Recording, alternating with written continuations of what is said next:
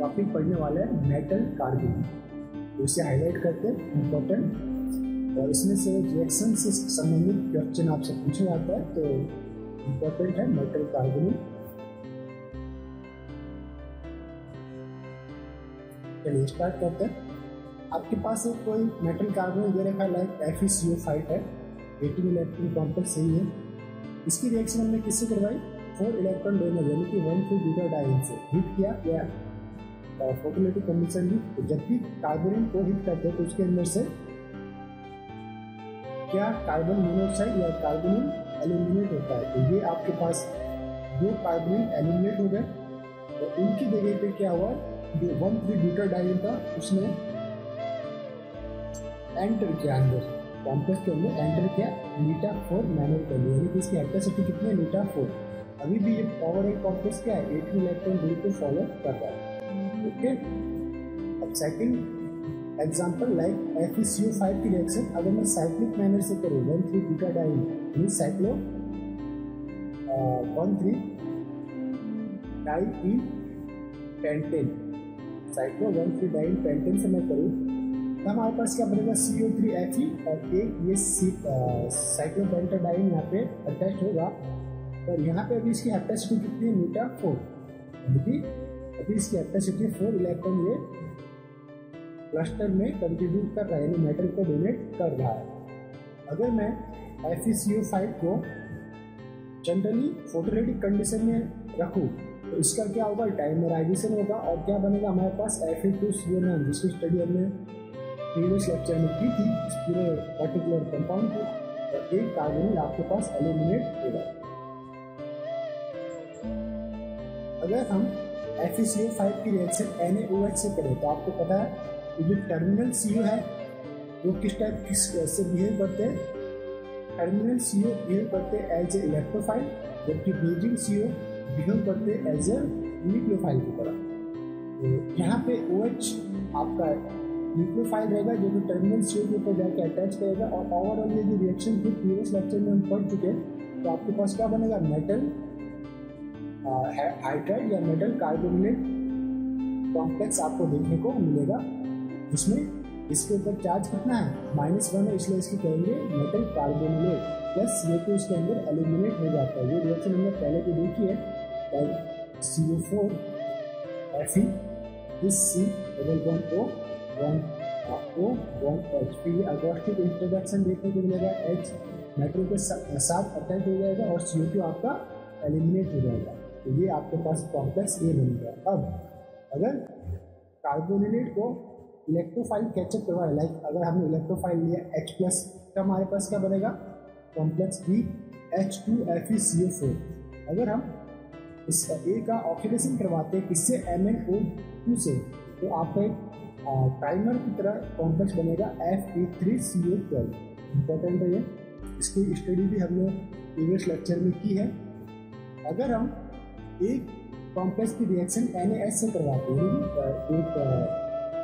एक strong base लेते हैं, ये बेस क्या करेगा, जो कॉम्प्लेक्स के अंदर H है उसको एलिमिनेट कर देगा और हाइड्रोजन एलिमिनेट करेगा, यानी कि H के साथ H को ये कैचअप करेगा, और कॉम्प्लेक्स के ऊपर टोटल ओवरऑल चार्ज कितना आएगा आपके पास, 2- और H2 गैस आपका एलिमिनेशन होगा।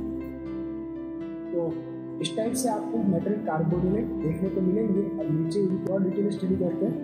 मेटल कार्बोनेट और कार्बोनिल मेटलेट कॉम्प्लेक्स, हम इसे 2 टाइप से प्रोनाउंस कर सकते हैं, या तो हम इसे मेटल कार्बोनेट कह सकते हैं या कार्बोनिल मेटलेट के नाम से भी इसे कई जगह जानते हैं। तो इसमें होता है क्या है कि जो आपका कार्बोनिल कॉम्प्लेक्स है उसके ऊपर नेगेटिव चार्ज रहता है, negative charge on the metal carbonyl complex. इसे फॉर्मेशन कैसे करते हैं, तो फॉर्मेशन करने के लिए आपको जनरल कार्बोनिल कॉम्प्लेक्स को रिडक्शन करवाना पड़ता है, reduction of metal carbonyl complex पहला मेथड, और सेकंड था nucleophilic attack on metal carbonyl complex. किससे करवाते हैं, या तो NaOH यूज में लेते हैं। ओके, न्यूक्लियोफिलिक अटैक के लिए NaOH हम यूज में लेते हैं। इस 2 मेथड को पहला मेथड देख लेते हैं, रिडक्शन मेथड, सोडियम मेटल के थ्रू मेटल कार्बोनिल कॉम्प्लेक्स अगर हम रिडक्शन करवाते हैं, सोडियम मेटल के थ्रू मेटल कार्बोनिल कॉम्प्लेक्स का रिडक्शन करवाए, तो हमारे पास सिंपल सा बनेगा मेटल कार्बोनेट। ये देखिए Mn2CO10 सोडियम मेटल रिडक्शन हुआ, जो डाइमर था वो मोनोमर में कन्वर्ट हुआ, जो मेटल मेटल बॉन्डिंग थी वो ब्रेकअप हुए, ये बना आपके पास NaCO5। अगर मैं इसको आयनिक फॉर्म में लिखूँ तो Na+ रहेगा एंड इस वन MnCO5 माइनस चार्ज रहेगा। तो ये इस पार्ट के ऊपर माइनस चार्ज आ रहा है, इसे हम कहेंगे मेटल कार्बोनेट। क्या है ये? Metal carbonate. ये मोर बेसिक होते हैं, माइनस चार्ज है मीन्स इलेक्ट्रॉन डोनेट करने की टेंडेंसी होती है, मोर बेसिक ये रहते हैं। इसी तरह अगर FeCO5 की सोडियम मेटल से मैं रिडक्शन करवाऊँ तो हमारे पास क्या बनेगा? Na2 ब्रैकेट FeCO4, ओके, और एक CO इसके अंदर बाहर निकल जाता है। ओवरऑल ये भी अभी 8 इलेक्ट्रॉन को फॉलो कर रहा है। Fe(D8) यानी 8 इलेक्ट्रॉन प्लस 4 CO यानी 4 × 8 + 8 16, और इस कॉम्प्लेक्स के ऊपर -2 चार्ज रहेगा, इसलिए +2 भी करना पड़ेगा। तो 16 + 2 आपके पास आ जाएगा 22 मिलेगा। इसी तरह Fe3CO12 को एक्सेस सोडियम के साथ हम हिट करते हैं, तो इसका रिडक्शन होने के बाद क्या बनेगा? Na2 FeCO4 आपको देखने को मिलेगा। तो NiCO4 एंड Na2 FeCO4 ये दोनों आपस में क्या है? आइसोलोबल स्पीसीज है। इट मीन्स ये भी 8 इलेक्ट्रॉन कॉम्प्लेक्स है और Na2 FeCO4 भी क्या है? 18 इलेक्ट्रॉन कॉम्प्लेक्स है। कैसे? अभी मैंने आपको जस्ट ऊपर बताया था, Fe(D8) 8 + 4 × 8 और -2 चार्ज है। अगर हम इसे आयनिक फॉर्म में लिखेंगे तो क्या रहेगा? 2 Na+ FeCO4 2 माइनस चार्ज। तो ये जो -2 चार्ज है उसके लिए हमें यहाँ पर +2 करना पड़ेगा, तो ये 18 इलेक्ट्रॉन यानी कि always in basic nature. Carbonate होते हैं वो हमेशा बेसिक होते हैं। अब हमारे पास है super reduced metalate. It means complex के ऊपर अगर मोर देन -1 चार्ज है तो वो क्या कहलाएंगे? आपके सुपर रिड्यूस्ड मेटलेट आपके कहलाएंगे। सुपर रिड्यूस्ड मेटलेट ये हम कर लेते हैं। अगर मेटल के ऊपर मोर देन -1 चार्ज है तो वो कहलाएंगे सुपर रिड्यूस्ड मेटलेट। चलिए करते हैं इसे। ये देखिए आपके पास एक कॉम्प्लेक्स है NaBCO6। अभी इस पर्टिकुलर BCO6 के ऊपर -1 चार्ज है। अब इसे सुपर रिड्यूस फॉर्म में बनाना है तो आपको further sodium in liquid ammonia के अंदर इसका रिडक्शन करवाना पड़ेगा। तो आपके पास क्या होगा? एक जो CO है वो और एलिमिनेट हो जाएगा या बाहर निकल जाएगा। ठीक है, तो ये हो गया आपके पास BCO5। ओवरऑल चार्ज कितना हो जाएगा? -3। ये आएगा आपके पास इसके साथ जो इसका जो -3 को बैलेंस करने के लिए N3, ओके, क्या अटैच रहेगा? N3 यानी कि 3 Na के लिए +3 चार्ज। तो हम इसे और कैसे लिख सकते हैं? N3BCO5, ओके, ये न्यूट्रल कंडीशन में हो गया, दोनों आपस में कंबाइंड है। तो ये फॉर्म आपकी कहलाएगी सुपर रिड्यूस और ये भी 18 इलेक्ट्रॉन को फॉलो करते हैं। अब यहाँ पे चार्ज कितना है आपके पास? -3। इस पर्टिकुलर आयनिक फॉर्म में चार्ज आ रहा है -3, इसलिए इसे कहेंगे सुपर रिड्यूस फॉर्म। अब सेकंड एग्जांपल है FeCO5। सोडियम से हमने रिडक्शन करवाया इसका लिक्विड अमोनिया के अंदर, तो क्या बना हमारे पास? FeCO4 और इस कॉम्प्लेक्स के ऊपर चार्ज था 2-, इसलिए ये सुपर रिड्यूस कार्बोनेट है। थर्ड एग्जांपल है सोडियम CO यानी कोबाल्ट CO4। इसके हमने रिडक्शन करवाया सोडियम मेटल से लिक्विड अमोनिया, HMPA एक सॉल्वेंट है, ओके। तो ये हो गया आपके पास बनेगा एक CO एलिमिनेट होगा, तो Na3CO3। अब इस पर्टिकुलर आयन पे CO3 कितना चार्ज है? -3 चार्ज है। तो ये आपका कहलाएगा सुपर रिड्यूस्ड फॉर्म। ये है आपका super reduced form. More basic in nature रहता है, स्ट्रॉन्गेस्ट न्यूक्लियोफाइल की तरह ये वर्क करता है। अगर आपके कॉम्प्लेक्स के ऊपर मोर नेगेटिव चार्ज है तो उसकी बेसिसिटी इंक्रीज हो जाती है। और हमें क्या पढ़ना है? बेसिसिटी ऑफ मेटल कार्बोनेट के बारे में स्टडी करना है, हाईलाइट कर लेते हैं, ओके। देखिए, तो बेसिसिटी ऑफ मेटल कार्बोनेट किसके ऊपर डिपेंड करती है? कुछ फैक्टर्स है, लाइक फर्स्ट था charge on the complex, second था nature of the ligand, third है principal quantum number and fourth है thermal stability of the metal carbonate. ये 1 बाय 1 हम इसे पढ़ेंगे और इन्हीं के बेस्ड क्वेश्चन एग्जाम में पूछे जाते हैं। तो ये एग्जाम बेस्ड पॉइंट्स है, सही से इसे समझना है। पहला है, फर्स्ट पॉइंट को हम पहले पढ़ते हैं, चार्ज ऑन द कॉम्प्लेक्स। होता है क्या, अगर आपके कॉम्प्लेक्स के ऊपर नेगेटिव चार्ज बढ़ रहा है, like this, negative charge on the complex अगर इंक्रीज हो रहा है तो बेसिसिटी ओवरऑल क्या होगी, इंक्रीज होगी। एफिनिटी ऑफ कैटायन, यानी कि कैटायन के साथ या इलेक्ट्रोफाइल के साथ अटैच होने की जो टेंडेंसी है वो भी क्या होगी, इंक्रीज होगी। एसिडिटी ओवरऑल क्या होगा, ये बढ़ेगा। ओके, चलिए इसके बेस्ड आप क्वेश्चन करके देख लेते हैं। क्या बताया मैंने, चार्ज ऑन द कॉम्प्लेक्स, यानी नेगेटिव चार्ज आपका बढ़ना चाहिए कॉम्प्लेक्स पे, तो बेसिसिटी आपकी इंक्रीज होगी। यही आपको याद होता है यहाँ पे, negative charge increase, basicity increase. इसके ऊपर बेस्ड क्वेश्चन देख लेते हैं।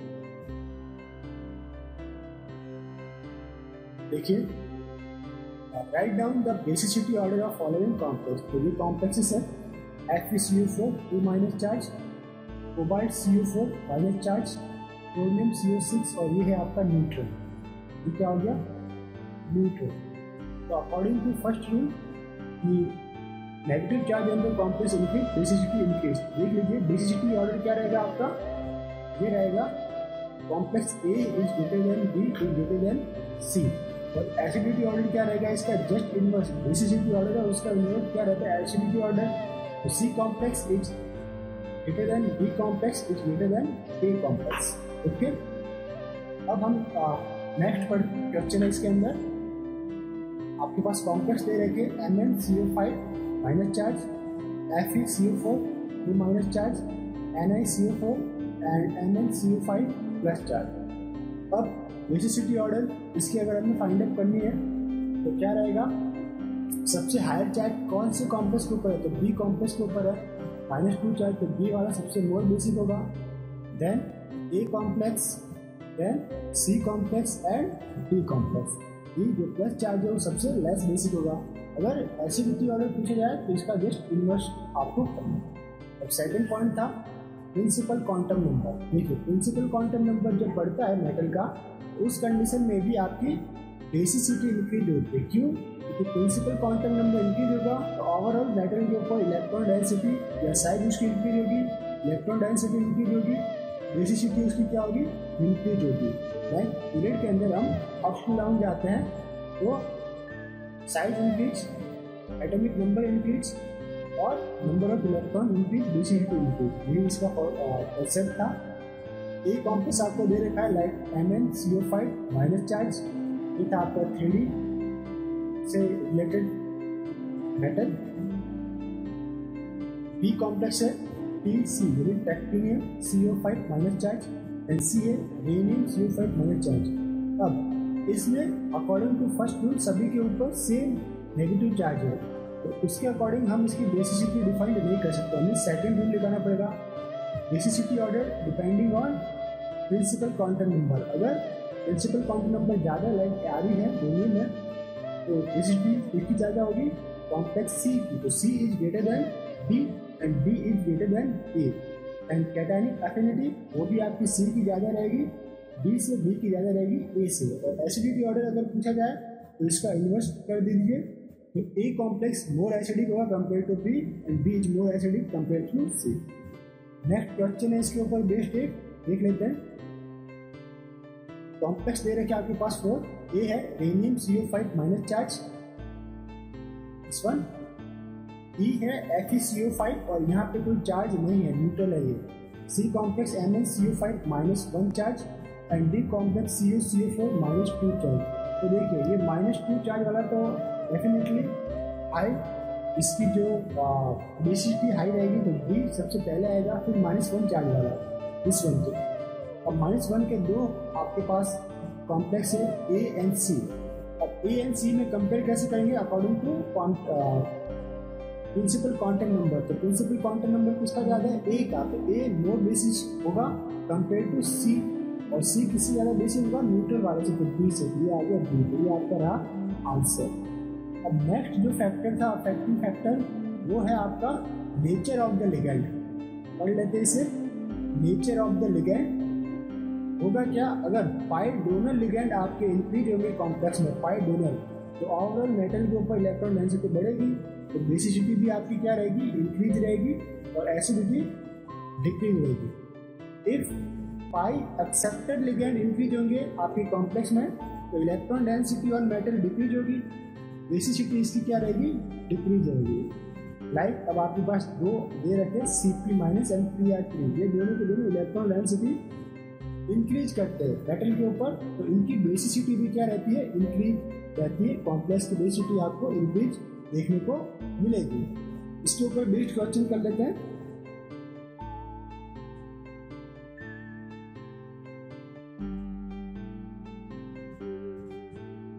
ओके, क्वेश्चन नंबर 1, कॉम्प्लेक्स दे रखे आपको, डायरेक्टली इसकी बेसिसिटी ऑर्डर आपको अरेंज करना है। ये है आपका cobalt CO4 minus charge, B cobalt CO3 PPH3 minus charge, C cobalt CO2 PPH3 2 minus charge and B cobalt then carbonyl PPH3 3 molecules और माइनस चार्ज। तो सभी के ऊपर आपके चार्ज सेम है तो फर्स्ट रूल से हम इसकी बेसिसिटी नहीं बता सकते। सभी के लिए मेटल सेम है तो सेकेंड रूल इनके प्रिंसिपल क्वांटम नंबर से भी नहीं बता सकते। चेंज क्या है यहाँ पे, नेचर ऑफ लिगेंड। देखिए फर्स्ट के अंदर सभी के सभी लिगेंड कार्बोनिल है, सेकंड के अंदर जो लिगेंड है एक 3 कार्बोनिल और एक PPH3 है, सी के अंदर 2 PPH3 है एंड डी के अंदर 3 PPH3 है। PPH3 means electron donating ligand. अगर electron donating ligand increase, basicity of complex increase. तो डी कॉम्प्लेक्स है इसमें 3 PPH3 यानी कि इलेक्ट्रॉन डोनेटिंग ग्रुप या ligand, electron donating ligand present है, तो उसकी बेसिसिटी सबसे ज्यादा रहेगी, इलेक्ट्रॉन डोनेटिंग लिगेंड। ओके, तो D is greater than O यानी C से, C is greater than B and B is greater than A।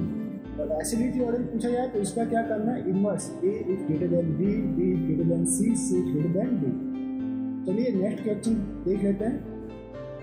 Question आपके पास कॉम्प्लेक्स दे रखे 5 कॉम्प्लेक्स है, इसका आपको बेसिसिटी ऑर्डर निकालना है। कॉम्प्लेक्स देख लेते हैं, rhodium CO4 minus charge, cobalt CO4 minus charge, iridium CO4 minus charge, iridium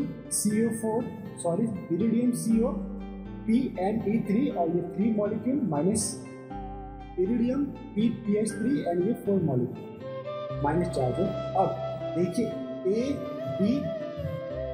B and C इन तीनों में आपके प्रिंसिपल क्वांटम नंबर डिफरेंट हो रहा है, बाकी सब सेम रह रहा है, CO4 माइनस सेम है। तो सभी में सबसे हायर बेसिक ऑर्डर किसका रहेगा, जिसका प्रिंसिपल नंबर सबसे ज़्यादा है, तो वो रहेगा इरिडियम के। इरिडियम के कौन सी कितने कॉम्प्लेक्स है उसे हाईलाइट कर लेते हैं। तो इरिडियम के आपके पास C, D और D कॉम्प्लेक्स है। अब C, D और E इन तीनों में सबसे ज़्यादा बेसिक कौन रहेगा, जिसमें सबसे ज़्यादा इलेक्ट्रॉन डोनेटिंग ग्रुप है, तो वो है आपके पास PME, कौन सा रहेगा, PPH3-4, इस वन PPH3-4। तो PPH3-4 का कॉम्प्लेक्स सबसे मोर बेसिक रहेगा, then after D, then after C, ये 3 हो गए इरिडियम के। अब रिमेनिंग के 2 जो है इस वन A एंड B में कौन मोर बेसिक होगा, जिसका प्रिंसिपल क्वांटम नंबर ज्यादा है, मीन्स A वाला कॉम्प्लेक्स रोडियम, तो this one rhodium and then after cobalt. ये रहा आपका आंसर। अब हमारे पास था कि नेचर ऑफ मेटल कार्बोनिलेट किस टाइप से रहता है, ये हमें स्टडी करना है। अभी तक हमने क्या पढ़ा था, फैक्टर अफेक्टिंग बेसिसिटी ऑफ कार्बोनिलेट। अब हम नेक्स्ट कार्बोनिलेट के अंदर आ जाते हैं, नेचर ऑफ मेटल कार्बोनिलेट, इसे हाईलाइट कर लेते हैं। ठीक, one by one point read करते जाते हैं। तो आपका जो कार्बोनिल मेटलेट कॉम्प्लेक्स है वो किस टाइप से बिहेव करते हैं, एक्ट एज अ बेस, या तो वो बेस की तरह बिहेव करेगा या न्यूक्लियोफाइल की तरह बिहेव करेगा। अगर बेस की तरह बिहेव कर रहा है तो प्रोटॉन एक्सेप्ट करेगा, अगर न्यूक्लियोफाइल की तरह बिहेव कर रहा है तो क्या करेगा, इलेक्ट्रोफाइल को कैचअप करेगा। Carbonyl metalate complex source nucleophilic addition reaction यानी NSR, इसको हम क्या कहते हैं, न्यूक्लियोफिलिक एडिशन रिएक्शन शो करते हैं, source nucleophilic substitution reactions, nucleophilic substitution reaction show करते हैं, ना कि एडिशन। सॉरी, मैंने पहले गलत प्रोनाउंस किया था। न्यूक्लियोफिलिक सबस्टिट्यूशन रिएक्शन ये शो करेंगे। कैसे? लाइक आपके पास एग्जांपल के थ्रू इस प्रोसेस को समझते हैं, हम सही समझ पाएंगे। स्लाइड ऊपर ले लेते हैं। देखिए, कॉम्प्लेक्स आपके पास Mn2CO10। पहले हमने इसका रिडक्शन करवाया सोडियम मेटल से, तो हमारे पास बना ये रहेगा 2NaMnCO5। ओके, तो ये MnCO5 आपका क्या बना था? मेटल कार्बोनिलेट MnCO5, और इसके ऊपर चार्ज है माइनस, ये है आपका कार्बोनिल मेटलेट। अब अगर मैं इसकी रिएक्शन H3O+ से करवाऊँ तो जस्ट ये जो आपका न्यूक्लियोफाइल है वो H को कैचअप कर लेगा, तो बनेगा आपके पास MnCO5H मेटल हाइड्राइड कॉम्प्लेक्स। और मेटल हाइड्राइड कॉम्प्लेक्स का जब हम H1 NMR स्पेक्ट्रा रिकॉर्ड करते हैं तो याद रखें कि हमेशा H के लिए जो वैल्यू आती है NMR की डेल्टा वैल्यू हमेशा नेगेटिव साइड में रहेगी, -7.5 ppm से। ऐसे तो है कि होता है -7.5 टू -50 ppm तक इसकी वैल्यूज आ सकती है, बट MM के लिए ये वैल्यू रहती है -7.5 से -15 ppm तक। तो हमेशा याद रखिए इन OMC ऑर्गेनोमेटेलिक कंपाउंड, अगर आपका H1 डाटा रिकॉर्ड करना है, H1 NMR रिकॉर्ड करना, और जो आपका हाइड्रोजन है डायरेक्टली अटैच टू मेटल है, तो डेल्टा वैल्यू कैसी रहेगी? नेगेटिव में आपको देखने को मिलेगी। ओके, नेगेटिव आपको देखने को मिलेगी। एग्जाम्पल है आपके पास MnCO5- प्लस H3O+। ओके, अब इस पर्टिकुलर कार्बोनिल मेटलेट की रिएक्शन अगर हमने H3O+ से करवाई तो हमारे पास बन जाएगा HMnCO5। अगर हमने ReCO5- की रिएक्शन H3O+ से करवाई तो हमारे पास बनेगा HReCO5। ये 3 लिखा है, इसे 5 कीजिएगा, इस वन 5। अगर हमने ReCO4- चार्ज इसकी रिएक्शन H3O+ से करवाई तो हमारे पास क्या बनेगा? HIrCO4। ओके, इरिडियम HIrCO4 यानी कि मेटल हाइड्राइड कॉम्प्लेक्स आपको देखने को मिलेगा। तो यहाँ पे प्रोटॉन क्या है? Act as a acidic nature में ये प्रोटॉन रहते हैं। एसिडिक नेचर के प्रोटॉन अगर मैं इसमें कोई कह सकते हैं स्ट्रॉन्ग बेस यूज करूँ, लाइक स्ट्रॉन्ग बेस में हम यूज कर सकते हैं NaH। अगर NaH या KH बेस यूज किया तो ये एसिडिक प्रोटॉन तो ये H- एक्सेप्ट करेगा, और आपके पास जो कॉम्प्लेक्स बनेगा वो क्या बनेगा? IrCO4- और प्लस H2 एलिमिनेट हो जाता है। ये मेटल कार्बोनेट आपके पास देखने को मिल सकता है।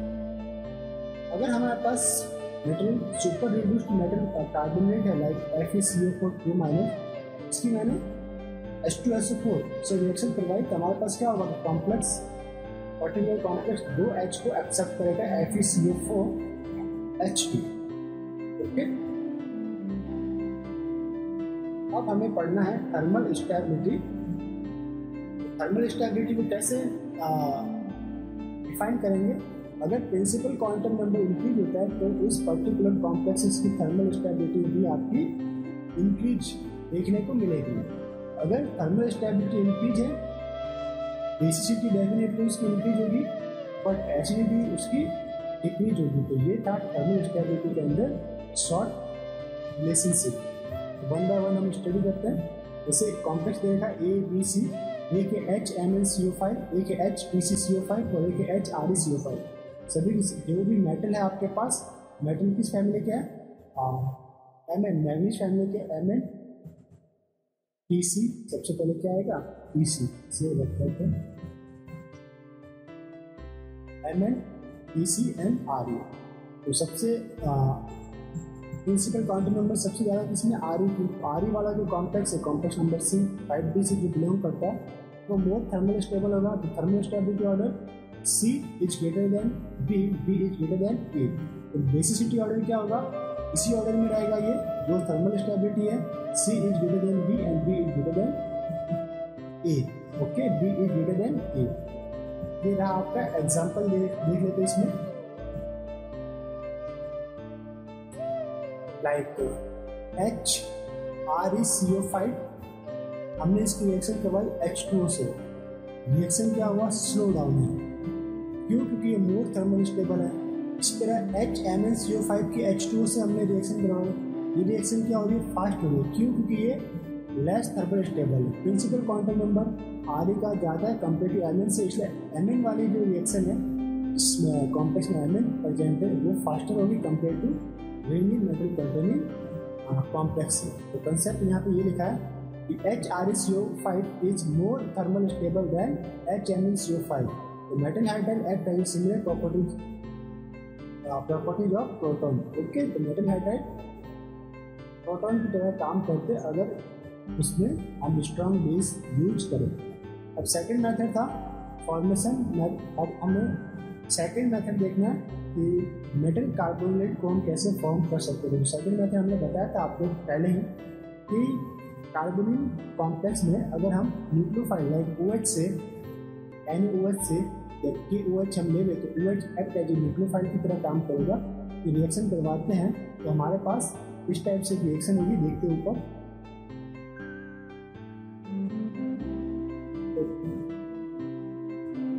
Terminal carbonyl act as a electrophile. Okay, तो दिस वन इलेक्ट्रोफाइल की तरह काम करता है। तो मैं इस स्पीसीज को इस टाइप से लिख सकता हूँ, CO4Fe bond C triple bond O। ये एक कार्बोनिल को मैंने सेपरेट कर लिया। NaOH, OH माइनस क्या न्यूक्लियोफाइल, तो ये न्यूक्लियोफाइल यहाँ पे अटैक करेगा मोर इलेक्ट्रोफिलिक सेंटर पे, यहाँ पे अटैक किया तो ये बन गया आपका CO4Fe C double bond OOH। Okay, अब यहाँ पर एक 4 मेंबर साइक्लिक स्ट्रक्चर बनता है जिसमें मेटल Fe एंड H के बीच में अगोस्टिक इंटरेक्शन रहता है। क्या रहता है? मेटल और हाइड्रोजन के बीच में अगोस्टिक इंटरेक्शन। तो इसके कारण अब इस अगोस्टिक इंटरेक्शन के कारण मेटल डायरेक्टली भी H से अटैच हो जाएगा। ये देखिए CO4FeH माइनस चार्ज और ये CO2 आपका एलिमिनेट हो जाएगा। ये स्पीसीज या कॉम्प्लेक्स ओवरऑल 18 इलेक्ट्रॉन को फॉलो कर रहा है। जैसे 4 carbon 4 to the 8 plus iron 8 electron, तो 8 + 8 16 प्लस H यानी 1 इलेक्ट्रॉन, 17 प्लस -1 चार्ज यानी 1 इलेक्ट्रॉन, और ऐड कर दो तो 18 टोटल हो जाएंगे। तो मेटल हाइड्राइड कॉम्प्लेक्स से 18 इलेक्ट्रॉन को फॉलो कर रहा है। अब मैंने एक स्ट्रॉन्ग बेस यूज में लिया लाइक NaH और PH। तो मैंने जैसा आपको बताया ये H act as a proton की तरह काम करेगा, यानी इफ अगर हम स्ट्रॉन्ग बेस यूज में लेंगे तो रिडक्शन होगा। अब क्या बनेगा, CO4Fe2- और ये H2 गैस एलिमिनेट हो गई। तो CO4Fe2- super reduced metal carbonate हम इसे कहेंगे, सुपर रिड्यूस्ड मेटल कार्बोनेट। क्यों? क्योंकि जो माइनस चार्ज है -1 से ग्रेटर देन है। जब भी -1 से ग्रेटर देन नेगेटिव चार्ज रहता है तो उसे हम कहते हैं सुपर रिड्यूस्ड कार्बोनेट मेटल। अब सेकंड एग्जांपल देख लेते हैं। इसमें इसी के रिएक्शन है जो हमारा पहले मेटल हाइड्राइड कॉम्प्लेक्स बना था HFeCO4-। अगर मैं इसका ऑक्सीडेशन करवाता हूँ MnO2 से तो हमारे पास बनेगा low nuclear carbon cluster like Fe3CO12। इसके बारे में काफ़ी स्टडी की है, इंपॉर्टेंट है ये। ओके, अगर मैं इसके इलेक्ट्रोफाइल से रिएक्शन कराता हूँ लाइक H+H3O+ से तो हमारे पास सिंपली क्या बन जाएगा, H2FeCO4। ये कॉम्प्लेक्स बनेगा H2 डाई हाइड्रोजन कॉम्प्लेक्स आपको देखने को मिलेगा। नेक्स्ट एग्जांपल हम या नेक्स्ट इंपॉर्टेंट क्वेश्चन हम यहाँ पे लेते हैं। चलिए, ये है आपका vanadium VCO6Na। Okay, and reduction हमें करवानी है सोडियम मेटल से VCO6+Na। अब ये VCO6 है वो कैसा कॉम्प्लेक्स है, 17 इलेक्ट्रॉन सिस्टम है। ये डज नॉट शो डायमर, यानी डायमर रिडक्शन करने के लिए डायमर शो नहीं करेंगे। ओके, अब इसकी जब मैंने रिडक्शन करवाया तो होगा क्या, ये इलेक्ट्रॉन कैच करेगा, 18 इलेक्ट्रॉन में कन्वर्ट होने के लिए। तो हमारे पास बना वेनेडियम CO6-1 चार्ज। अब इस पर्टिकुलर का अगर मैं ऑक्सीडेशन करवा देता हूँ, ओके, ऑक्सीडेशन करवाते हैं तो हमारे पास क्या बनेगा,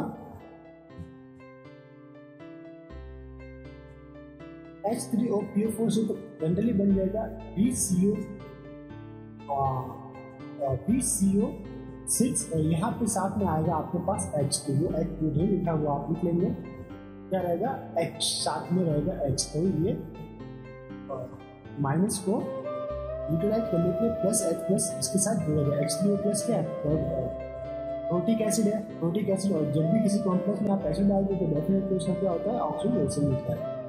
तो ये आपको कॉम्प्लेक्स मिलेगा इससे BCO6H। इसका अगर हम H इलेक्ट्रॉन रूल अप्लाई करके देखें, इसको हम ऐसे लिख सकते हैं BCO3H ब्रैकेट में वेनेडियम वेनेडियम 3n2 5 फैमिली से D पड़ेगा तो 5 इलेक्ट्रॉन। फिर है आपके पास 6 कार्बन तो 6 टू गेट 12 प्लस 1 हाइड्रोजन थे दिस वन, तो 12 प्लस 5 कितने हो गए 17, 17 प्लस 1 18। तो आपके पास कितने इलेक्ट्रॉनिक कॉन्फ़िगरेशन हो गए, 18 इलेक्ट्रॉनिक कॉन्फ़िगरेशन को ये शो करता है। अब नेक्स्ट एग्जांपल देखते हैं। आपके पास है CO4-1, CO है आपका कोबाल्ट और ये CO है कार्बन। इसकी मैंने प्रोटिक एसिड से रिएक्शन करवाई लाइक H3PO4 से, तो हमारे पास क्या बनेगा, आपके पास बनेगा HCO4 यानी कि हाइड्रोजन जो act as proton nucleophile proton को एक्सेप्ट करके आपके पास मेटल हाइड्राइड कॉम्प्लेक्स प्रिपेयर करेगा। ये भी आपका मेटल हाइड्राइड कॉम्प्लेक्स था, ये भी मेटल हाइड्राइड है और ये भी आपके पास मेटल हाइड्राइड कॉम्प्लेक्स है। Metal hydride means metal directly attached to hydrogen. H electron rule को ये भी फॉलो करेगा। ओके, अब है हमारे पास, अगर मैं कार्बोनिल कॉम्प्लेक्स की रिडक्शन करवाऊँ सोडियम बोरोहाइड्रेट से, तो सोडियम बोरोहाइड्रेट में होता है क्या, जो न्यूक्लियोफाइल है वो H- रहेगा। हमें पता है कि कार्बोनिल कॉम्प्लेक्स में terminal carbonyl act as a nucleophile, ये न्यूक्लियोफाइल यहाँ इलेक्ट्रोफिलिक सेंटर पे अटैक करेगा, बनेगा आपके पास CH4Fe, this one C double bond OH। यहाँ पे भी मेटल हाइड्रोजन अगोस्टिक इंटरेक्शन आपके पास शो होगा और ओवरऑल कॉम्प्लेक्स के ऊपर -1 चार्ज होगा, क्यों, 18 इलेक्ट्रॉन कॉन्फ़िगरेशन के लिए। तो अगोस्टिक इंटरेक्शन हुआ, मेटल अब H से अटैच हो गया और CO आपका एलिमिनेट हो गया, तो ये बना आपके पास CO4FeH और माइनस चार्ज कॉम्प्लेक्स के ऊपर, और एलिमिनेट क्या हुआ CO। ठीक, ये भी 18 इलेक्ट्रॉन रूल को फॉलो कर रहा है। 4 carbon 4 to the 8 plus Rn 8 electron plus 1 plus 1, तो टोटल कितने हो गए 18। ये इस तरह से रहेगा 8 plus 8 plus 1 plus 1 equals to 18 electron. Okay, तो ये था आपके पास MnO2 से। अगर हमने इसका मेटल का कार्बोनेट आयन का हमने MnO2 से ऑक्सीडेशन करवाया तो हमारे पास क्या बनेगा, लो न्यूक्लियर कार्बोनिल क्लस्टर। कौन सा क्लस्टर, Fe3CO12। Fe3CO12 आपको देखने को मिलेगा। अगर हमने इसका रिडक्शन करवाया, रिडक्शन किससे करवाएंगे, स्ट्रॉन्ग बेस से करिए लाइक NaH या KH। इस कंडीशन में H जो है ये बेस H को एक्सेप्ट करेगा और H2 को बाहर निकालेगा, H2 गैस भी बाहर निकलेगी और हमारे पास जो प्रोडक्ट बनेगा K2FeCO4 या सुपर रिड्यूस्ड कार्बोनेट। ये था FeCO4, इसके ऊपर चार्ज कितना रहेगा 2-, तो क्या कहलाएगा ये super reduced carbonate.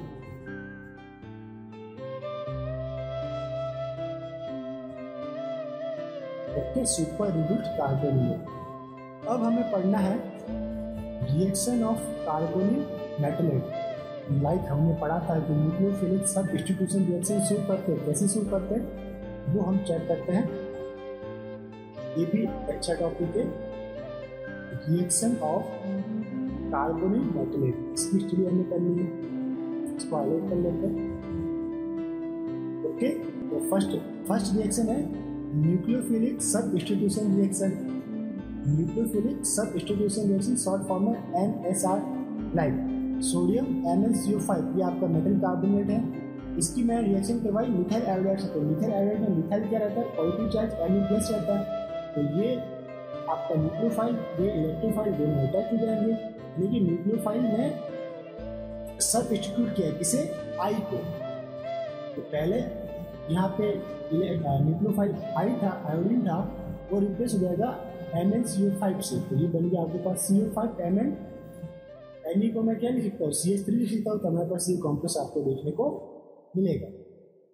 Okay, next example था NaReCO5 कॉम्प्लेक्स आपके पास प्लस C2H5Br। तो हमारे पास क्या बनेगा प्रोडक्ट, ये जो नेगेटिव वाली चार्ज वाला पोर्शन था, ये नेगेटिव चार्ज यहाँ पे अटैक करेगा, Br बाहर जाएगा, तो आपके पास बन जाएगा C2H5ReCO5। ये भी 18 इलेक्ट्रॉन रूल को फॉलो करेगा। कैसे? तो इथाइल जो है 1 इलेक्ट्रॉन डोनर पे क्या रहेगा, रेनियम 7 इलेक्ट्रॉन डोनर, 5 कार्बोनिल 5 पूजा 10, तो कितने हो गए 18 इलेक्ट्रॉन। अब है आपके पास Mn2CO10। सोडियम से अगर हम इसका रिडक्शन करवाते हैं तो जो मेटल मेटल बॉन्ड है वो क्लियर होंगे और हमारे पास बनेगा 2 सोडियम MnCO5। तो यहाँ पर जो न्यूक्लियोफाइल है तो कार्बोनेट है वो है MnCO5 माइनस चार्ज। ये एक्ट एज ए न्यूक्लियोफाइल, ये आपका मिथाइल इलेक्ट्रोफाइल, ये यहाँ पे अटैक एल्डिन बाहर, ये हो गया आपका न्यूक्लियोफिलिक सब्स्टिट्यूशन। ओके, तो बन गया आपके पास CH3Fe और CH3MnCO5 आपके पास प्रोडक्ट बन गया। अब नेक्स्ट एग्जांपल है आपके पास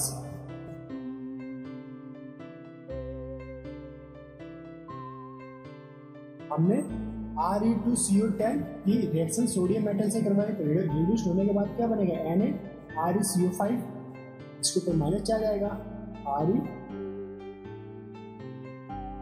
ReCO5 माइनस चार्ज। ओके, ये मेटल कार्बोनेट है, इसके ऊपर अटैक करेगा, आयोडीन बाहर जाएगा, तो ये बनेगा आपके पास CH3ReCO5 कॉम्प्लेक्स। अगर Mn2CO10 की रिडक्शन सोडियम मेटल से करवाऊंगा तो क्या बनेगा आपके पास 2Na-MnCO5। Okay, 18 electron complex. अब इसकी रिएक्शन इससे करो हमने प्रोपाइल ब्रोमो प्रोपाइल से हमने अगर इसकी रिएक्शन करवाई तो ये जो पर्टिकुलर स्पीशीज बना था MnCO5 माइनस न्यूक्लियोफाइल है, ये अटैक करेगा आपका SN प्राइम रिएक्शन शो करेगा, तो ये अटैक करेगा यहाँ पे, ये डबल बॉन्ड यहाँ शिफ्ट होगा, ब्रोमीन बाहर। ठीक, तो हमारे पास बनेगा CO5Mn, फिर इसकी एप्टेसिटी कितनी है β1, यानी कि ये कार्बन यहाँ पे 1 2 3। अब जब हम इसको फर्दर हीट करेंगे या फोटोलिटिक कंडीशन में रखेंगे तो जो एप्टेसिटी 1 है वो किस में चेंज होगी 3 में, तो एक CO आपका बाहर निकल जाएगा।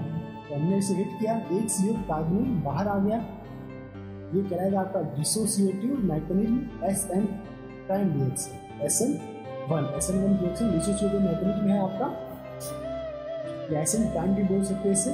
तो अब ये इसकी जो एप्टेसिटी जो पहले 1 थी वो किस में चेंज होगी 3 में, अब ये 3 इलेक्ट्रॉन डोनर की तरह काम कर रहा है, तो β3। तो ये बना आपके पास 18 इलेक्ट्रॉन कॉम्प्लेक्स। कैसे देखो 4 कार्बन 4 पूजा 8 प्लस Mn कितना है 7 प्लस दिस वन कैपेसिटी 3 है, प्रोपाइल 3, तो 7 प्लस 3 10 एंड 8 18। ओके, तो 18 इलेक्ट्रॉन की तरह आपका काम करता है। मैकेनिज्म में कौन सा था, डिसोसिएटिव मैकेनिज्म से ये रिएक्शन फर्दर होती है। नेक्स्ट एग्जांपल है आपके पास Re2CO10 की रिएक्शन करवाई हमने सोडियम या पोटेशियम मेटल से, तो रिडक्शन होगा, हमारे पास क्या बनेगा 2Na-ReCO5, जस्ट ऊपर वाले की तरह। अब इसकी रिएक्शन हमने 1 ब्रोमो प्रोपीन से रिएक्शन करवाई, तो हमारे पास क्या बनेगा 1 ब्रोमो प्रोपीन से रिएक्शन करवाई, जस्ट इससे पहले हमने प्रोसेस बताया था। ये माइनस चार्ज यहाँ अटैक करेगा, इस डबल बॉन्ड यहाँ से ब्रोमीन बाहर, तो ये आपके पास β1 वाला कॉम्प्लेक्स बना, हिट किया, एक CO बाहर और इसकी एप्टेसिटी 3 में चेंज हो गई, तो ये आपका प्रोडक्ट हो गया। ओके, अब सेकंड या अदर एग्जांपल है CO2COA प्लस सोडियम। ये है आपका एल्काइन या जो ट्रिपल बॉन्ड प्रोटेक्शन के लिए इसका हम यूज करते हैं डाइकोबाइल ऑक्टा कार्बोनिल का। जब इसका चैप्टर आएगा तो हम उसे डिटेल में स्टडी करेंगे। तो देखिए इसकी सोडियम से अगर मैं इसकी रिडक्शन करवा तो हमारे पास क्या बनेगा, मेटल मेटल बॉन्ड फ्री होंगे, तो 2Na-CuCO4। यहाँ पे जो आपका कार्बोनिलेट है वो है आपका CuCO4 माइनस चार्ज, इसमें इसके ऊपर अटैक किया, मिथाइल के ऊपर आयोडाइड बाहर, ये बन गया आपके पास कॉम्प्लेक्स COCO4Na। ये भी 18 इलेक्ट्रॉन को फॉलो करता है। कैसे, cobalt 9 electron donor plus 4 carbonyl 8 plus methyl 1 electron, क्या होगा 8 plus 1 9 and 9 18। Okay, next example like अगर हमने FeCO5 की रिएक्शन सोडियम मेटल से करवाई तो हमारे पास क्या बनेगा Na2FeCO4, मीन्स यहाँ पे जो मेटल कार्बोनेट है वो है आपका FeCO4 और इसके ऊपर चार्ज रहेगा 2-। ओके, अब मैं इसकी किससे रिएक्शन करवाती हूँ एल्किल हैलाइड से, तो RX है। अगर एक एल्किल हैलाइड यानी कि 1 इक्विवेलेंट यूज करेंगे तो हमारे पास बनेगा ReFeCO4 -4। मैंने फर्दर इसको हिट किया, फर्दर हिट करने से क्या होगा insertion and migration reaction perform होगी। कैसे, ये कैटालिटिक प्रोसेस के अंदर आपको देखने को मिलेगी, या रिएक्शन ऑफ मेटल कार्बोनेट वाले में आपको देखने को मिलेगी कैसे होता है।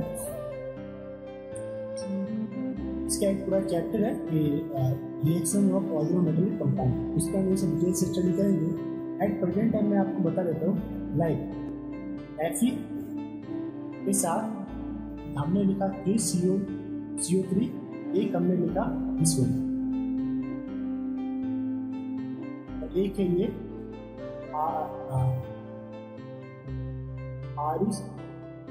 ReCO4। यहाँ पे आपको लिखना पड़ेगा दिस R जो है वो सिर्फ R है, R ही नहीं है, ये क्या है R एल्किल ग्रुप है, उसे सही कर लीजिए ओनली फॉर R ही नहीं है, इसे मिस कर दीजिए। क्या रहेगा आपके पास ReCO4 बाइलेटर, मैं इसे लिखता हूँ R। अब ये जो एल्किल ग्रुप है वो मेटल से हट करके कहाँ पे अटैच होगा, यहाँ पे। ये क्या कहलाया इसका पहला इंसर्शन, ठीक, जो 1-1 या 1 माइग्रेशन कहलाएगा, 1 to 1 पोजिशन इसका हुआ माइग्रेशन। तो ये आज यहाँ से उठ के यहाँ गया, बना क्या आपके पास दिस वन FeCO3 और आपके पास रहा बॉन्ड C डबल बॉन्ड को चार्ज कितना रहेगा यहाँ इसके ऊपर, चार्ज रहेगा पहले हम देख लेते 80 इलेक्ट्रॉन ग्रुप से 3 to 6 plus 8 कितने होंगे 6 plus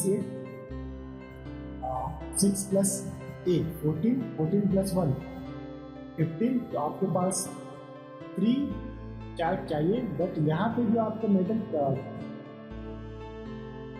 आपको एक कंसेप्ट और देखना था कि यहाँ पे अब क्या होगा, एक CO का इंसर्शन भी होगा। क्या होगा, CO का इंसर्शन होगा। तो ये जो CO3 था वो किसमें चेंज हो जाएगा 4 में। पहला स्टेप था माइग्रेशन, फिर हुआ CO का इंसर्शन, तो ये CO4 में हो गया। CO4 में होने के कारण इसका अब कितना इलेक्ट्रॉनिक कॉन्फ़िगरेशन या टोटल बैलेंस इलेक्ट्रॉन कितना होता है 4 to 8 plus 8 16 plus 1 17 और 18 करने के लिए इसके ऊपर -1 चार्ज होगा। तो आप बोल सकते हो कि पहले होगा इसका माइग्रेशन R का, फिर इंसर्शन होगा। ओके, अब हमारे पास ये पर्टिकुलर स्पीसीज बनने के बाद अब क्या होगा, इसकी रिएक्शन हम करवाएंगे हैलोजन से X2 से। तो X2 से करवाने पर क्या बनेगा, ये जो आपका RCO यानी कि एसाइल ग्रुप RCO, इसके ऊपर हैलोजन अटैक करेगा और ये मेटल से डिटेच हो जाएगा यानी कि एलिमिनेट हो जाएगा इसमें। तो आपके पास आएगा RCOH एसिड हैलाइड बनेगा। और इस एसिड हैलाइड की अगर आप अमोनिया से रिएक्शन करवाते हैं NH3 से तो आपको एमाइड देखने को मिलेगा RCONH2। अगर आप इस एसाइड की रिएक्शन ग्रिग्नार्ड रिएजेंट से करवाते हैं तो आपको क्या देखने को मिलेगा कीटोन। तो ये एक मेथड है कीटोन प्रिपरेशन का, ये काफी इंपॉर्टेंट एक प्रोसीजर है। तो क्या कि हमने वापस से इसको रिवाइज कर लेते हैं। ऐसे इस रिएक्शंस को हम एक न्यू लेक्चर के अंदर पढ़ेंगे, जो इसका पूरा टॉपिक है रिएक्शंस ऑफ ऑर्गेनोमेटेलिक कंपाउंड। ठीक है, तो वहाँ पे हम डिटेल से स्टडी करेंगे। अगर अभी एट प्रेजेंट टाइम समझ में नहीं आया है तो कोई दिक्कत नहीं। पहला जो हमारे पास रॉ मटेरियल था FeCO5, रिडक्शन करवाया, हमारे पास मेटल कार्बोनेट बना। मेटल कार्बोनेट की रिएक्शन एल्किल हैलाइड से हमने करवाई तो हमारे पास बना ReFeCO4 -12। फिर हमने क्या करवाया, फर्दर इसकी रिएक्शन करवाया। तो पहले हुआ माइग्रेशन, R का माइग्रेशन CO के ऊपर हुआ तो एसाइल ग्रुप बनेगा। फिर इंसर्शन होगा CO का, ये बनेगा CO4 FeMeCO -1 चार्ज। फिर हमने इसकी हैलोजन से रिएक्शन करवाई तो हमारे पास प्रोडक्ट बना एसिड हैलाइड और साथ में बनेगा X FeCO4 minus charge. Okay, ये साथ में बनेगा। फिर हमने एसिड हैलाइड की रिएक्शन गिग्नार्ड रिएक्शन से करवाई या गिग्नार्ड रीएजेंट से करवाई, लाइक R-MgX से, तो हमारे पास कॉम्प्लेक्स बना। ये जो R' है, R प्राइम है, वो नेगेटिवली चार्ज होगा, R प्राइम ये अटैक करेगा दिस ओपन एनक्लोज, तो ये X बाहर, तो आपके पास बनेगा RCO R प्राइम या R', ये बना आपका कूपन। नेक्स्ट जो है आपका एग्जाम्पल वो देखते हैं। आपके पास कॉम्प्लेक्स है CO4 FeR माइनस, इस वन। ये हमने जो ऊपर रिएक्शन की वो हमने यहाँ पे डिस्क्राइब भी किए किस टाइप से माइग्रेशन हुआ। इस वन CO3 FeCO, इसको कैसे लिख सकते हैं। फिर 1,1 माइग्रेशन होगा, तो ये 1,1 माइग्रेशन हमने नीचे लिख रखा था और ऊपर मैंने आपको एक्सप्लेन करके भी बता दिया। तो R यहाँ से हट करके यहाँ गया, तो 1,1 माइग्रेशन हुआ, तो दिस CO3 FeCOR -1 चार्ज, और ये यहाँ पे एक वैकेंट पोजिशन, आपका पोजिशन वैकेंट है। अभी ओवरऑल ये कितना 16 इलेक्ट्रॉन सिस्टम है। एक CO आपका इंसर्शन होगा ये, तो अब इस जो वैकेंट पोजीशन थी वहाँ पे CO ऑक्यूपाई हुआ। अब इसका इलेक्ट्रॉनिक कॉन्फ़िगरेशन या टोटल वैलेंस इलेक्ट्रॉन कितना हो गया 18 इलेक्ट्रॉन, ये है आपका स्टेबल। ओके, अब था अपने पास कुछ कॉम्प्लेक्स है, like metal metal bonding, metal hydrogen bonding वाले कॉम्प्लेक्स और मेटल एल्किल बॉन्डिंग वाले कॉम्प्लेक्स। तो मेटल मेटल बॉन्डिंग में A-B-C, like Mn+CO10, Pc+CO10 and Re+CO10। Metal hydrogen bonding complex कौन से E-F-G, Mn CO5H, PcCO5H, ReCO5H। And metal alkyl की complex कौन से I-H-J, I-J-K, MnCO5CH3, PcCO5CH3 and ReCO5CH3। और बताना क्या है, थर्मल स्टेबिलिटी ऑर्डर हमें बताना है। हमें पता है कि अगर प्रिंसिपल क्वांटम नंबर इंक्रीज होती है तो थर्मल स्टेबिलिटी क्या रहती है, उसकी इंक्रीज रहती है। तो थर्मल स्टेबिलिटी किसकी सबसे ज़्यादा रहेगी इस पर्टिकुलर पोर्शन में, C is greater than B is greater then Q, और इस पर्टिकुलर पोर्शन में G is greater then F is greater then P, और इसकी बात करें तो K is greater then J is greater then I। Okay, तो हमने इसकी थर्मल स्टेबिलिटी ऑर्डर बता दिया। नेक्स्ट आपके पास कॉम्प्लेक्स है like this one, ReCO5 minus charge plus MnCO5Br। इसकी रिएक्शन ये है आपका मेटल कार्बोनेट और ये है आपका मेटल हैलाइड। ये एक्ट एज ए न्यूक्लियोफाइल, ये एक्ट एज ए इलेक्ट्रोफाइल। ये इसके ऊपर अटैक करेगा मेटल के ऊपर, इस minus charge attack to metal, और ये दिया बाहर। ये रिएक्शन कैसे होगी फास्ट, क्यों? क्योंकि ये जो है आपका लेस थर्मो स्टेबल कॉम्प्लेक्स है और ये आपका मोर बेसिक न्यूक्लियोफाइल है। ओके, तो आपका क्या बनेगा, फास्ट रिएक्शन परफॉर्म होगी CO5 Re MnCO5, metal metal bond आपको देखने को मिल जाता है, मेटल मेटल बॉन्ड फॉर्म। अब है MnCO5 माइनस MnCO5Br स्लो। अब ये स्लो क्यों हो रहा है, क्यों? क्योंकि दोनों ही जो है ये लेस बेसिक है, इसकी तुलना में इन दोनों में मोर बेसिक कौन है? तो मोर बेसिक जो है वो Re वाला कॉम्प्लेक्स हमने पढ़ा था कि if principal quantum number increase, basicity increase, rhenium and Mn के अंदर प्रिंसिपल क्वांटम नंबर रेनियम का ज़्यादा होता है, इसलिए ये कॉम्प्लेक्स मोर बेसिक रहेगा, तो इसका रिएक्शन फास्ट होगी। जबकि MnCO5 माइनस वाला जो कार्बोनेट है वो लेस बेसिक रहेगा, स्लो रिएक्शन आपको देखने को मिलेगी। अब रिडक्शन करवाते हैं, एक क्वेश्चन है दे रखा है, रिडक्शन रिएक्शन Re+CO10, इसकी मैंने सोडियम के साथ रिडक्शन करवाया, तो क्या बनेगा, मेटल मेटल बॉन्ड फ्री होगा, तो हमारे पास प्रोडक्ट बनेगा 2Na-ReCO5। जो मेटल कार्बोनेट है वो है आपके पास ReCO5 माइनस। अब इसकी रिएक्शन ये मेटल कार्बोनेट हो गया, इसी इलेक्ट्रोफाइल से इसकी रिएक्शन करवाते हैं लाइक MnCO5Br, तो क्या होगा, ये यहाँ अटैक, Br बाहर आपका चला जाएगा, तो CO5 Re MnCO5 आपके पास प्रोडक्ट बन गया। नेक्स्ट आपका कॉम्प्लेक्स है FeCO5 प्लस 1,3 ब्यूटाडाइन, जो कि सबसे पहले हमने इसी को हीट में लिया था। जब हम इसे हीट करेंगे तो 2CO बाहर जाएगा और ये आपका जो ब्यूटाडाइन है वो हेप्टासिटी मीटा4 के रूप में मेटल के साथ अटैच हो जाएगा और आपको एक कॉम्प्लेक्स बन जाएगा। तो CO3Fe ये मीटा4 ब्यूटाडाइन और प्लस 2CO आपका बाहर चला गया। अब अगर मैंने इसका ऑक्सीडेशन करवाया लाइक HCl से ऑक्सीडेशन अगर हम इसका करवाते हैं तो हमारे पास क्या होगा कि इसकी हेप्टासिटी चेंज होगी, हेप्टासिटी चेंज एंड कॉम्प्लेक्स के ऊपर आपको कुछ चार्ट्स देखने को मिल सकता है। लाइक कैसे देखते हैं, अभी हमारे पास जो है HCl में H पॉजिटिव चार्ज आएगा। ये पॉजिटिव चार्ज कहाँ जाएगा, टर्मिनल के ऊपर अटैक करेगा। ठीक, टर्मिनल पे अटैक करेगा तो जो आपका CH2 है वो CH3 में कन्वर्ट होगा और हेप्टासिटी कितनी हो जाएगी 3। तो ये हो गया आपकी हेप्टासिटी 3।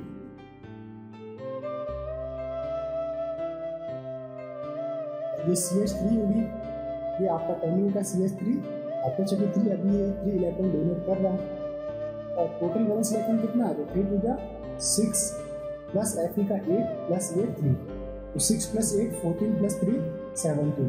अब 18 होने के लिए क्या चाहिए इसके अंदर, 18 होने के लिए कॉम्प्लेक्स के ऊपर एक इलेक्ट्रॉन आपका चाहिए। ओके, तो अभी हम क्या करेंगे, जो आपका नेगेटिवली चार्ज था Cl माइनस वो इसके साथ कॉम्प्लेक्स के साथ आकर बाइंड अप होता है। तो देख लेते हैं एट प्रेजेंट टाइम। यहाँ पे आप कह सकते हैं कि चार्ज ओके, यहाँ पे आप कह सकते हैं कि 17 इलेक्ट्रॉन है तो ये Cl को अपने साथ बाइंड अप करके रखेगा। क्या बनेगा, CO D FeCl और ये आपका बन गया दिस कॉम्प्लेक्स। कैपेसिटी कितनी है इसकी, कैपेसिटी है 3 पर ले लेते हैं और अब total balance electron find up करते हैं। तो 3 carbon 3 two 6 plus Fe 8 plus chlorine 1 plus hapticity ये 3 है, ये 3 इलेक्ट्रॉन 3 प्लस 1 4 4 प्लस 8 12 प्लस 6 18। ये आपका स्टेबल कॉम्प्लेक्स बनेगा, स्टेबल। तो इस लेक्चर को यहीं पे स्टॉप करते हैं। तो ये लेक्चर एक कंबाइंड लेक्चर था जिसके अंदर हमने लेक्चर 8 और लेक्चर 9 को स्टडी किया। तो लेक्चर 8 के अंदर क्या स्टडी किया था वो फर्स्ट फिर से एक बार देख लेते हैं। लेक्चर 8 के अंदर हमने न्यूट्रल इक्विवेलेंट मेथड के through coordination number of organometallic compound के बारे में स्टडी किया। Coordination number of organometallic compound with neutral equivalent method, पहले ये स्टडी किया था। फिर हमने पूरी डिटेल स्टडी की, किसकी, detail study of metal carbonylate complex. ये था हमारा metal carbonylate complex. Metal carbonylate complex prepare कैसे करते हैं, फिर उसके नेचर्स कैसे रहते हैं। प्रिपरेशन मेथड देखा, सबसे पहले क्या देखा था, प्रिपरेशन मेथड, फिर उसका नेचर देखा, फिर फैक्टर अफेक्टिंग देखा, फैक्टर अफेक्टिंग, फिर हमने इसके रिएक्शंस देखे एंड फिर इसके कुछ प्रीवियस ईयर क्वेश्चन सॉल्यूशन हमने सॉल्व किया। इस लेक्चर को यहीं पे स्टॉप करते हैं। तो अगर आपको लेक्चर अच्छा लगे कमेंट बॉक्स में हमें कुछ सजेशन भी देना चाहे तो आप सजेशन भी दे सकते हैं।